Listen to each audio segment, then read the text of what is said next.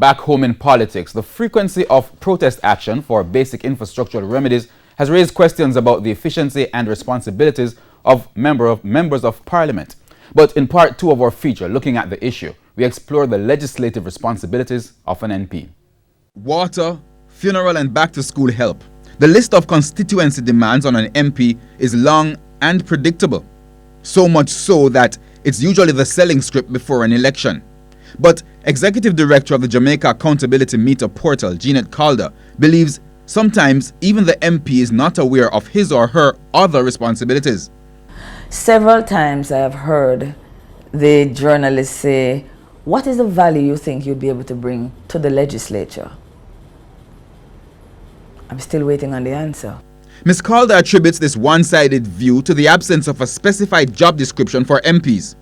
Former MPs, Dr. Omar Davies and Clive Mullings, recognize this continued deficiency. There's nothing written down in saying these are the responsibilities of a member of parliament, but these, in terms, in a sense, your responsibilities arise from what needs to be done and the demands from your constituents. While the infrastructure work is also important, that is by no means the full extent of what an MP should be doing.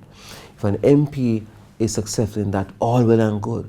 But if an MP is not sitting there being the oversight to ensure that laws are not passed or things are not entertained which go against the interests of your constituents, then you are failing in another very fundamental regard, because roads will in fact over time deteriorate and may have to be fixed again. Generations can be affected by bad policy. It's why Ms. Calder is calling for Prime Minister Andrew Holness to revisit his pre-2016 election plan of giving parliamentarians a clear job description, especially for House sittings. On her list of responsibilities is for members to consciously represent the public in the legislative process, creating a more participatory democracy, engaging the business community and citizens. Also, for each member to consider his or her oversight of spending and fiscal responsibility.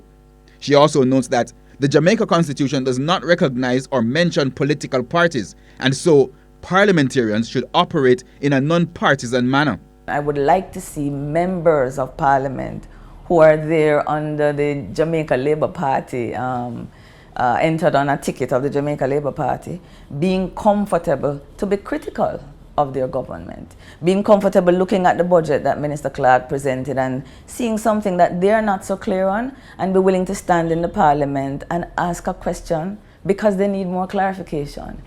Those would be the two gifts I think that the parliamentarians could give to Jamaicans. With better oversight and with more accountability, it frees up more resources that are being lost to waste, mismanagement and corruption.